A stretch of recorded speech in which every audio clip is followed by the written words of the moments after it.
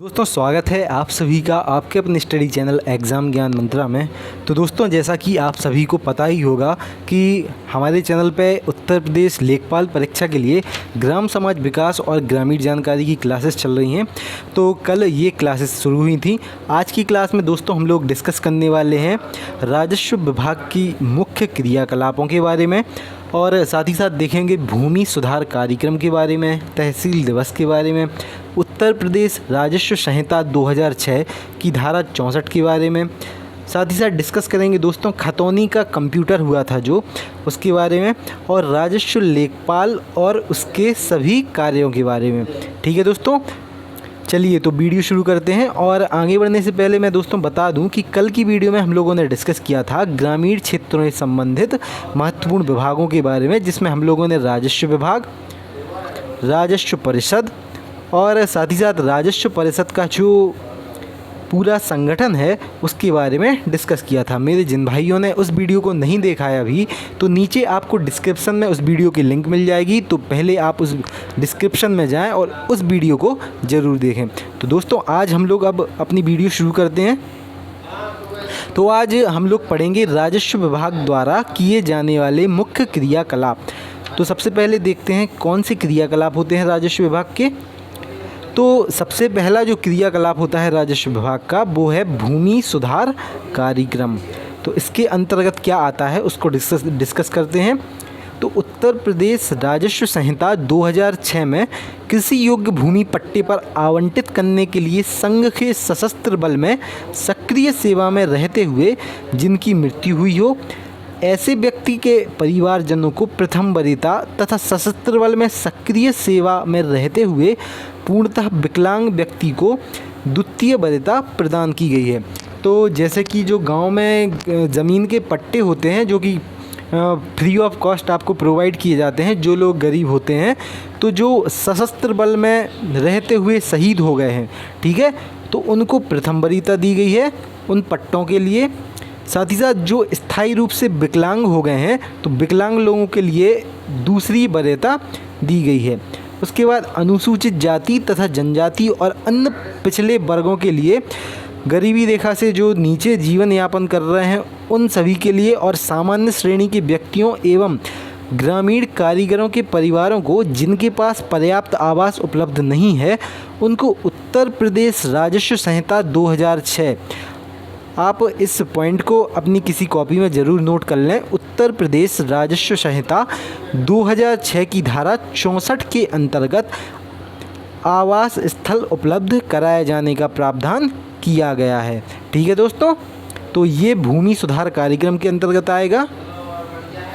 तो आवास उपलब्ध कराए जाने का ये प्रावधान है, किसके अंतर्गत है? उत्तर प्रदेश राजस्व संहिता 2006 के अंतर्गत। और धारा कौन सी है? तो धारा है 64। ठीक है, अब देखते हैं तहसील दिवस के बारे में। तो जन समस्याओं के निस्तारण हेतु प्रत्येक माह के प्रथम एवं तृतीय मंगलवार को प्रदेश के सभी जनपदों में तहसील दिवस का आयोजन किया जा रहा है। ठीक है, तो ये तहसील दिवस का आयोजन वर्तमान में भी किया जा रहा है। और ये कौन आयोजित करता है? तो ये आयोजित करता है राजस्व विभाग। ठीक है, अगला अपना पॉइंट देखते हैं। तो खतौनी का कंप्यूटरीकरण। तो प्रदेश की तहसीलों के चकबंदी से बाहर 99,949, ठीक है दोस्तों, कितने ग्रामों को? 99,949 ग्रामों की खतौनियों के अभिलेखों को कंप्यूटरीकृत कर दिया गया है। दोस्तों खसरा और खतौनी क्या होता है वो हम अपनी आगे की क्लासेस में पूरा डिस्कस करेंगे। कोई भी पॉइंट आपके पढ़ने से बाहर बिल्कुल नहीं जाएगा। तो खसरा और खतौनी को हम लोग अपनी आगे की क्लासेस में अच्छे से डिस्कस करेंगे। तो प्रदेश की तहसीलों के चकबंदी से बाहर 99,949 ग्रामों की खतौनियों के अभिलेखों को कंप्यूटरीकृत कर दिया गया है। किसानों को तहसील से कंप्यूटरीकृत खतौनी के उद्धरण की प्रतिलिपि 15 रुपये देकर उपलब्ध कराई जा रही है। तो ये इसमें से 2 पॉइंट बहुत ज़्यादा इंपॉर्टेंट हो गए कि कितनी ग्रामों में जो कितने ग्राम हैं जिनकी खतौनी को कंप्यूटरीकृत कर दिया गया है। तो हमारा उत्तर होगा कि 99,949 ग्रामों की। ठीक है, साथ ही साथ कितने रुपए देकर किसान को अपनी खतौनी उपलब्ध हो जाती है? तो 15 रुपये देकर तहसील से किसान अपनी खतौनी प्राप्त कर सकता है। ठीक है, ये भी दो ज़्यादा इम्पोर्टेंट पॉइंट है। चलिए अब आगे डिस्कस करते हैं। चलिए दोस्तों, तो अब देखते हैं राजस्व लेखपाल के बारे में। तो सबसे पहले देखें तो लेखपाल ग्राम स्तर का सरकारी कर्मचारी होता है। त्रिस्तरीय पंचायती राज व्यवस्था में मध्यवर्ती स्तर पर प्रावधान है कि प्रत्येक खेत का लेखा जोखा एवं अन्य भू अभिलेखों को अपने रजिस्टर में लेखबद्ध करने का कार्य करने वाले अधिकारी को लेखपाल कहते हैं। जो पंचायती राज व्यवस्था है दोस्तों, हम आगे की क्लासेस में इसको भी पूरा डिटेल में कवर करने वाले हैं, तो बने रहें आप। ठीक है दोस्तों, तो लेखपाल का ये इंट्रोडक्शन हो गया कि क्या कार्य लेखपाल किस क्षेत्र में और उसका क्या कार्य रहता है। अब देखें राजस्व लेखपाल के मुख्य कार्य। तो दोस्तों, लेखपाल के पास उसके अधिकार क्षेत्र के गांव या गांव की खेती संबंधी सभी कागजात उपलब्ध रहते हैं, जिन्हें भू अभिलेख कहा जाता है। ये इम्पॉर्टेंट पॉइंट हो गया कि भू अभिलेख किसे कहा जाता है। तो लेखपाल के पास जो डॉक्यूमेंट रहते हैं गांव से संबंधित, उन्हें भू अभिलेख कहा जाता है। यदि कोई किसान अपनी ज़मीन के संदर्भ में कोई जानकारी चाहता है तो लेखपाल सरकारी शुल्क लेकर उसको जानकारी उपलब्ध करा देता है। ठीक है, जो लेखपाल के पास भू अभिलेख होते हैं उन्हीं में से वो किसान को जानकारी उपलब्ध करा देता है। लेखपाल अपने कागजात में खेत का नाम, जो खेत की लगान होती है, उसका मालिक और उसका नंबर नोट करता है। ठीक है, वह खेतों में होने वाले परिवर्तन के अनुसार कागज़ों में परिवर्तन करता है। साथ ही साथ देखें दोस्तों, तो अनावृष्टि, सूखा, अकाल, बाढ़ आदि की जानकारी से अपने उच्च अधिकारियों को अवगत कराता है। इसके आधार पर ही सरकार मुआवजे का निर्धारण करती है। तो दोस्तों, जो केंद्र सरकार हो या राज्य सरकार हो, जब मुआवजा प्रदान करती है तो इसका पूरा लेखा जोखा किसके पास रहता है? लेखपाल के पास रहता है। ठीक है, अब आगे देखते हैं। तो लेखपाल के पास प्रत्येक गांव का दोस्तों नक्शा होता है। इस नक्शे में गांव के खेत, रास्ते, सड़कें, नदी, तालाब, बाजार, मकान आदि अंकित होते हैं।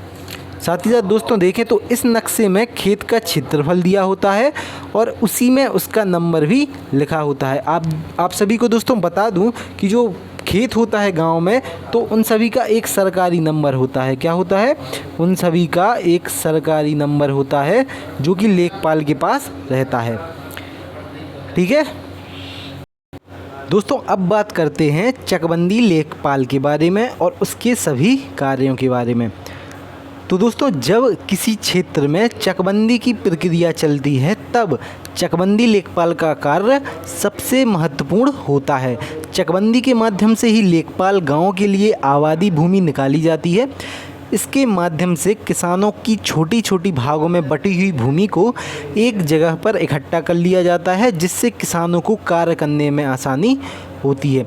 तो दोस्तों, मैं चकबंदी की आप सभी को प्रक्रिया बताऊं तो जो किसानों की भूमि होती है वो अगर छोटे छोटे भागों में बहुत सारे स्थानों पे हो, तो चकबंदी की प्रक्रिया से उन सभी भूमि के जो छोटे छोटे भाग होते हैं उनको मिला के किसान को एक बड़ा भाग दे दिया जाता है।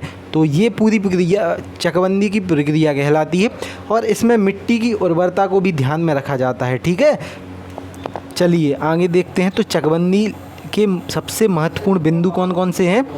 तो उत्तर प्रदेश में चकबंदी योजना का प्रारंभ सन 1954 में मुजफ्फरनगर ज़िले के कैराना तहसील व सुल्तानपुर ज़िले की मुसाफिर खाना तहसील से हुआ था। ये बहुत ज़्यादा इम्पोर्टेंट पॉइंट है, आप सभी इसको नोट ज़रूर कर लें कि उत्तर प्रदेश में चकबंदी योजना का प्रारंभ कब हुआ था। तो सबसे पहला पॉइंट है कि 1954 में प्रारंभ हुआ था।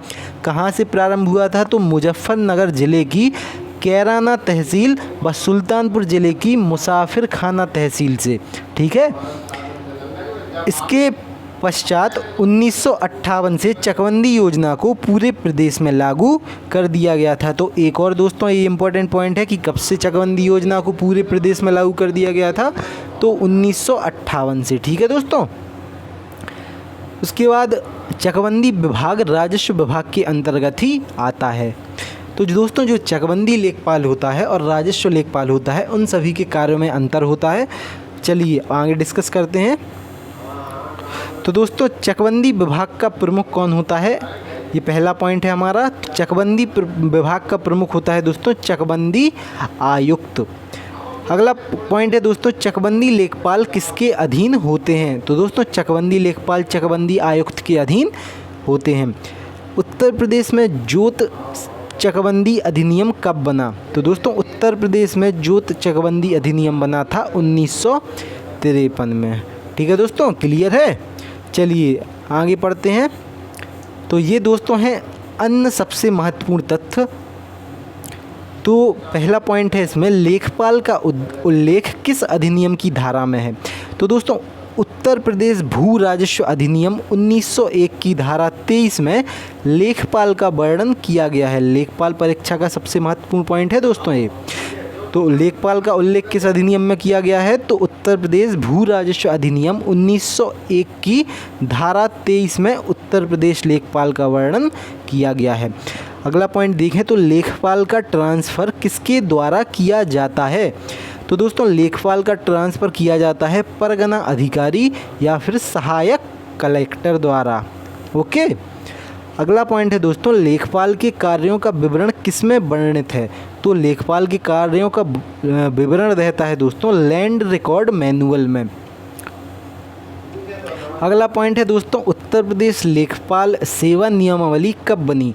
तो दोस्तों ये बनी थी वर्ष 2006 में। अगला क्वेश्चन है पटवारी शब्द का प्रारंभ सर्वप्रथम किसने किया था? तो दोस्तों इस शब्द का प्रारंभ किया था सबसे पहले शेर शाह सूरी ने। तो पटवारी शब्द का प्रारंभ किसने किया था? शेर शाह सूरी ने। किसके समय पटवारी का नाम बदलकर लेखपाल कर दिया गया था? तो दोस्तों चौधरी चरण सिंह। ठीक है, चौधरी चरण सिंह जब प्रधानमंत्री थे हमारे तो उनके समय पटवारी का नाम बदल के लेखपाल कर दिया गया था। ठीक है। कृषि वर्ष कब से कब तक होता है? तो दोस्तों भारत में और उत्तर प्रदेश में भी कृषि वर्ष होता है अपना 1 जुलाई से 30 जून तक। ठीक है, तो कब से कब तक होता है कृषि वर्ष? 1 जुलाई से 30 जून तक होता है हमारा कृषि वर्ष। अगला क्वेश्चन देखते हैं तो तहसील स्तर पर राजस्व प्रशासनिक अधिकारी कौन होता है? तो दोस्तों तहसील स्तर पर जो तहसील का सबसे बड़ा अधिकारी यानी कि तहसीलदार होता है यही होता है राजस्व प्रशासनिक अधिकारी।